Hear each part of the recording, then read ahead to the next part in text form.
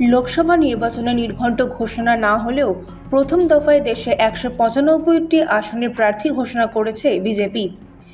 এ রাজ্যে ৪২টি আসনের মধ্যে ২০টি আসনের প্রার্থীর নাম ঘোষণা করা হয়েছে।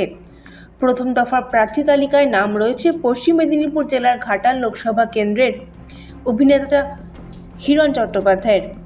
ঘাটাল লোকসভা কেন্দ্রে বিজেপির প্রার্থীর নাম ঘোষণা করার সঙ্গে সঙ্গেই ঘাটালের রানীবাজার থেকে ঘাটাল অবধি বিজেপির সংকল্প যাত্রায় পা মিলিয়েছেন বিরোধী দলনেতা শুভেন্দু অধিকারী।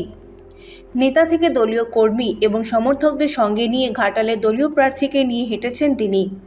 বলা যেতে পারে লোকসভা নির্বাচনের এক প্রকার প্রচার শুরু করে দিয়েছেন তিনি।